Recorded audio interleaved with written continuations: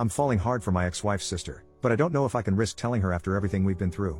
I, 32 am finally at a point where I can't stand this anymore. I've been in love with this woman, 27F, for a very long time, maybe a couple of years at this point, and I'm not sure if I should just kill it or attempt to make something with her. I met my ex-wife, her sister, when I was 23 years old, and the relationship developed very quickly, and by 26 I had my son and daughter and had gotten married. However, within months of being married my ex-wife had an affair, but worse than that, the man she cheated with had gotten her into heroin.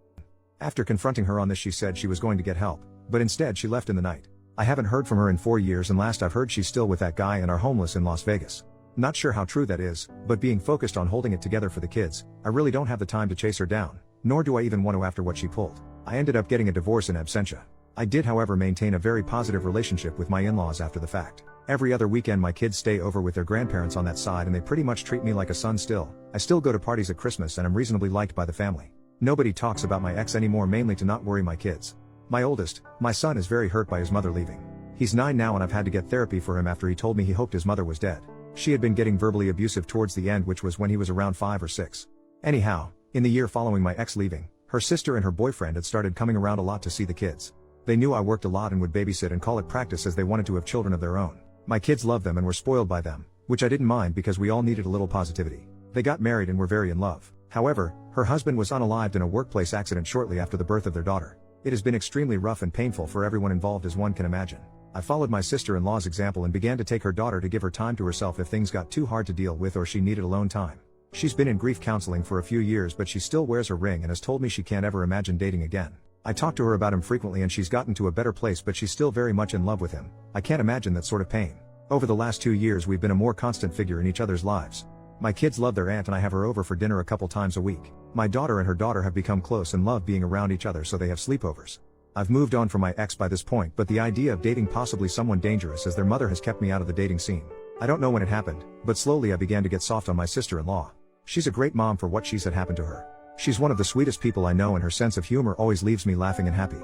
Then I started realizing that I'm physically attracted to her. I've always felt kind of guilty about it because her late husband was a good friend, and since she's obviously is still grieving, so I've kept it to myself. Since COVID started we've been together a bit more because social distancing has had us lose contact with most other people. Nothing romantic has ever been discussed and I try not to flirt, but last week it was very late and after the kids went to bed I made us a few drinks. Not enough to get drunk, but she decided she'd rather spend the night, so I took my couch. I woke up to breakfast this morning and the 4 of us felt like the sort of family I've always wanted. She even kissed my forehead, which is not something she normally does. I still didn't say anything, but after she left I found my son quietly playing with his toys in his room. He looked upset, so I asked him if he was alright. He tells me point blank in the way only a kid can that he wishes sister-in-law was his mother. I sat down with him and asked him why he thought that way, and he gave a whole bunch of reasons for being nice to him. That she never yells about anything. He likes seeing her at his grandparents and she draws pictures with him, which I didn't know they did. By the end of it my heart that is already melting for this woman even more wound up. When visiting, dropping them off with their grandparents, I tried to breach the subject with her folks to kind of feel around how people would see. I made a joke about she and I acting like a married couple sometimes, and they didn't laugh and were kind of standoffish. Friendly, but either they know something or they disapprove. It's getting too hard for me to ignore or pretend it's not getting to me. I'm in love with her.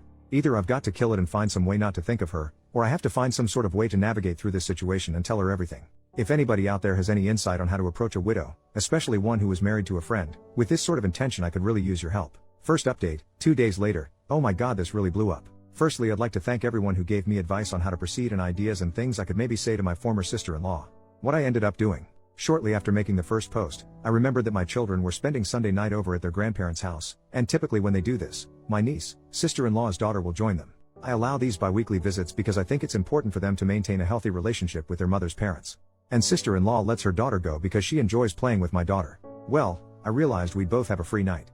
Normally I'd just game or hit the gym an extra night, but I figured it would be the perfect opportunity to talk to sister-in-law without the kids being around. So I sent her a text saying, "Hey, kids are out this Sunday, was thinking you might want to get dinner." It was a fairly upscale place that reopened 2 months or so ago for outdoor dining. I never ask her out to dinner and we're almost never alone together, or without a child in the other room. She says she'd love to, and so my panic starts setting in because now I've got to actually act on my feelings. I ask her if she'd prefer meeting at my place and taking one car or meeting at the restaurant. She says she'll come by my place first. I'm a bit more cleaned up than normal, dressed up but not overly dressed. She shows up and my god, she's in a very nice evening dress, makeup, not something she normally wears, really looking stunning. I must have been slack-jawed for a second, I had to be lol. We make a little small talk, compliment how we look, but I still don't have my nerve yet and she isn't pushing the issue. Dinner is really wonderful, they had a live jazz group playing. Definitely coming back to this place. She tells me this is the first time she's really had an adult social outing that didn't involve her daughter in a few years, and I mention that it's about as long for me. We're laughing, joking, talking, a little casual touching here and there. I can't seem to find my nerve though. I'm afraid of ruining this moment, so I just submit to having fun. But as we're leaving, my mind snaps and I'm just like, screw it.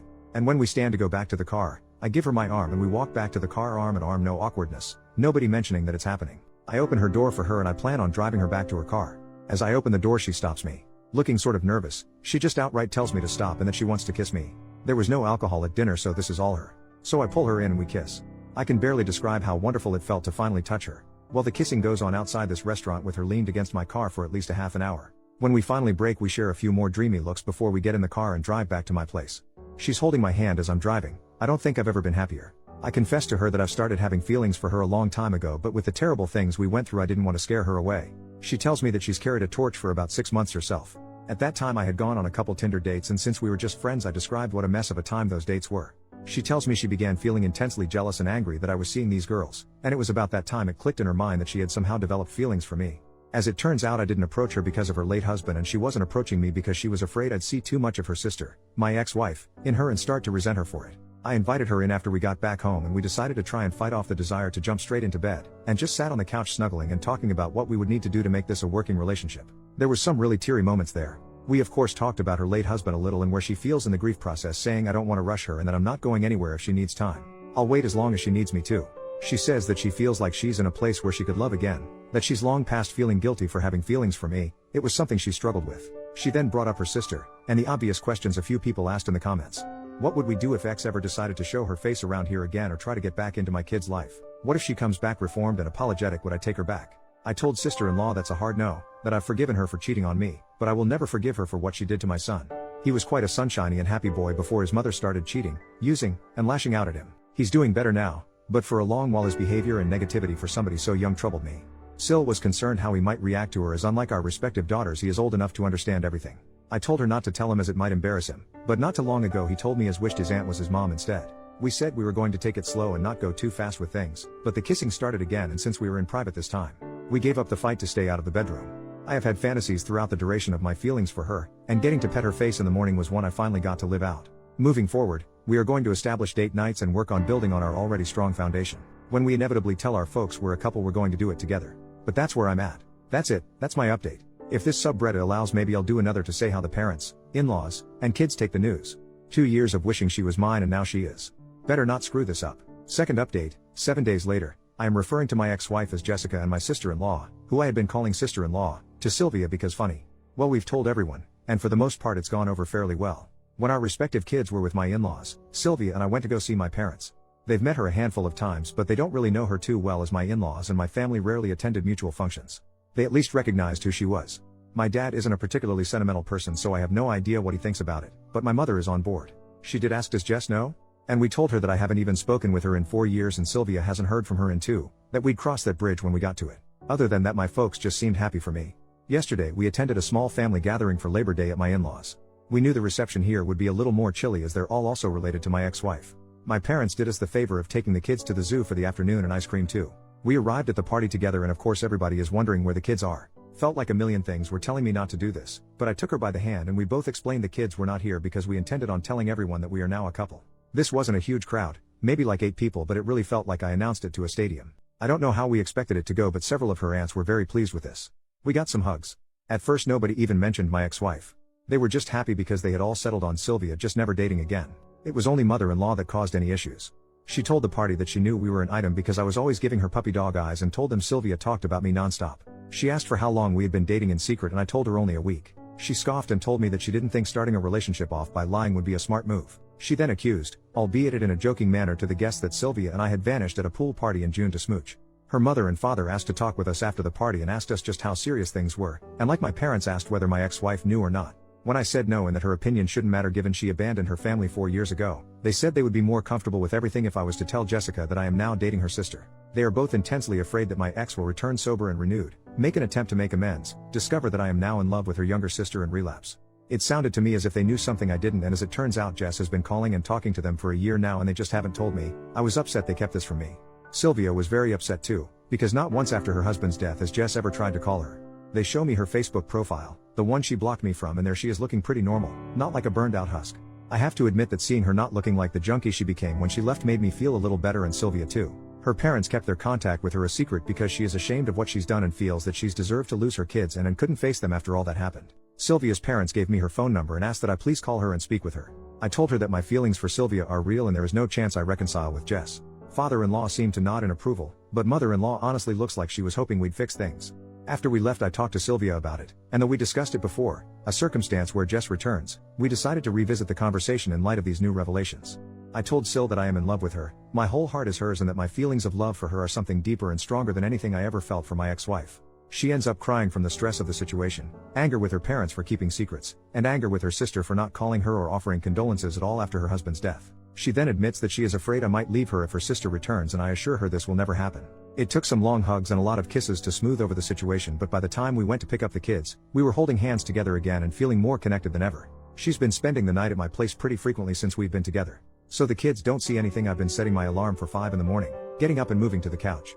Well, the morning after, we decided to tell the little ones what is going on. Our daughters seemed very happy, but they are too young to really grasp what's actually taking place. All they know is they can play together more. I did take my son aside, just me and him, and asked him if he was okay with this and what he thought about it. He asked if we'd all be living together. I told him maybe someday. He asked if this made his aunt his stepmom now, and I said he's free to call her what he's comfortable with and I will respect it, and she would too because we both love him. He then asked me a lot of questions about his own mother, things he had never asked me before, and I answered pretty much everything he wanted to know. I toned some of my answers down a bit. He's learned a little about the dangers of drugs from school programs, and I was finally honest to that degree when I told him his mom had a problem and she made some bad choices. He asked me why his mother didn't love him, and that broke my heart. I assured him the best I could that his mother did love him. She had just made a lot of terrible mistakes and that sometimes adults just don't do the right thing when they should. He asked me if I still loved her. I told him that I hoped she would get better and that I don't want her to be sick anymore, but that she hurt me and him so badly that I couldn't love her like I did before. I'm not sure he got all of that, but I tried explaining it to him the best I could. All that aside, he has been so much happier and less withdrawn since Sylvia has been with us, and he's always going out of his way to do all the typical kid stuff to impress her that I did with my own mom. At the end of the day, I still have that phone call with the ex to dread. But, having Sylvia with me, being able to kiss her and hold her at night, it really puts some joy back into me that's been gone for a very long time. I don't think I even knew how unhappy I'd been all these years until I realized how happy she made me feel. We've been doing all the happy young lover stuff. She's been leaving me love letters in my work lunchbox, even little poems, and I had flowers sent to her place of work. She mentioned she had told me that a few of the ladies at work had been trying to get her to ask me out for several months, so I figured the flowers would both make her happy and be a firm thank you to the office girls. Lol. Thank you for everyone who commented or sent me messages on the first and second posts. They really made my day and helped me keep my cool to confess to her. Feel free to ask me anything, but I think this just about does it for my updates. Third update, 7 weeks later. What you're about to read is a comment I wrote like last week, and I've just copied and pasted it as it's pretty much good enough to be a post. It details for the phone call with my ex-wife went and a little more info. I did talk to her back in September. I keep going to write an update for this, but life got pretty hectic. I did write like a 10-paragraph update like a month ago, but my laptop crashed and I lost it and got discouraged. The ex-wife is in a much better place and is in recovery. 8 months clean by this point. She finally told me the details of the affair and how things happened, how she got into drugs. Not stuff I really wanted to hear, but she's trying to get her life together, and as much as I dislike the things she's done to me and the kids, I want her to get healthy. I shouldn't, but I worry about her still sometimes. Anyhow, I got around to telling her about Sylvia and she was dumbfounded by it. When I first met my ex, she was 19 and Sylvia was 14, and in her mind she always viewed her as a kid in regards to me, which to be fair I did use to refer to Sylvia as her kid sister. But when she remembered that her sister is a fully grown adult who was married and had a child, that her hinting I was a creep stopped. She did ask if I had feelings for her while I was married, and I denied that. We talked about the kids and she was really regretful and crying throughout the conversation. She has no idea how she'd be able to face them again. I wanted to say something reassuring, but I don't want to give her the impression that I want her in their lives. Cordial, even friendly, but I'm not going to be stupid. She and Sylvia talked for a while too. I didn't eavesdrop intentionally, but from the bits I heard and what I was told, they talked about Sylvia's husband. As it turns out, my ex had gotten arrested for breaking and entering that week and spent it in jail. She didn't even know he passed until a couple weeks after the funeral, and by that point she felt saying anything would make things worse. Things went as well as could be expected. Sylvia, the 3 kids, and I have been spending almost every day together, and I haven't been happier in years. My son and daughter love all the motherly attention they've been getting, and I'm really loving getting to learn more about my little niece. Life's good. Busy, but it's good. Thanks for asking. Alright, that was my comment update, and nothing has really changed in the week since I wrote it. If anybody has any questions or comments, I'd be happy to answer what I can when I can, but during this season my workload increases dramatically and I don't have as much time to be on here as I did when I first posted. I'm so glad I got up the nerve to try with her. I love her so much. I've been so long without a romantic partner, that I forgot what being in love, or feeling loved felt like. Now that I remember, it's shocking to me I didn't realize how alone and miserable I really was. I mean, for Christ's sake, we played Scrabble last night and for some reason it made me ridiculously happy lol. Fourth update, 1 year later, it has nearly been a year since me and my former sister-in-law, Sylvia, decided to begin dating. I couldn't be happier. We're currently living together and are in the market for a new home. Our children are really benefiting from having two parents around to care for them. Our daughters have begun to call each other sisters and my son is accepted in the same way. They're basically just normal siblings. It is interesting with my son. When he is talking to his friends or teacher he refers to Sylvia as his mom, but when calling her or talking to her he still calls her auntie, and our daughters are the same as I am uncle. It confuses some people we meet, but it's always an interesting story to tell. We haven't had much contact with my ex-wife since my last post, though from what we hear she's doing much better. Has a halfway decent job, a boyfriend, and is keeping clean. I don't like to think about her being reintroduced into my children's lives, but if she continues to be a clean and well-rounded person, it will make it much harder for me to deny her visitation should she seek it. Not just from a legal standpoint, but from a moral one as well. Neither Sylvia and I look forward to that day, but the worries seem way off. Her parents have stopped their prodding into our business and haven't tried to force the ex back into our lives as we feared. Our kids spend the weekend with them now as my two were already doing that beforehand. So Sylvia and I get to spend Friday night and most of Saturday to go on dates and have some alone time. Our mutual friends were all pretty surprised by this and have been very supportive as well. They try to be polite and not mention my ex-wife, but every so often it does come up. Mostly everyone is just happy that we've found happiness together. One side of the family that I failed to mention in all of this was the family of her late husband. As you might expect, her daughter still sees them regularly, and they are very happy and accepting of the relationship. His father even told me point blank that he was glad it was me, because he thought he would hate his daughter-in-law bringing some strange man into his granddaughter's life. We haven't had many gatherings of course because of COVID, but the few get-togethers we have included them, and will always include them. Speaking of her late husband, Sylvia and I have talked quite a bit about our feelings and she's even had me come along to one of her therapy sessions, because despite everything going so well, and the immense and wonderful love we have for each other, his memory and presence will always be a part of our lives. She decided on her own that out of respect for me she had to take her wedding band off, something that caused a lot of sadness as you can imagine. I told her that she didn't need to do this and were we to get married, she's got two hands. After I said this she began to wear it on a necklace instead. She wears an engagement ring now. I don't have any crazy story on how the engagement went down. I didn't spring it on her in some crazy public spectacle, but there were tears and hugs and kisses. If you've got any questions I'd be happy to answer them. Thanks everyone so much for all the positive words of encouragement.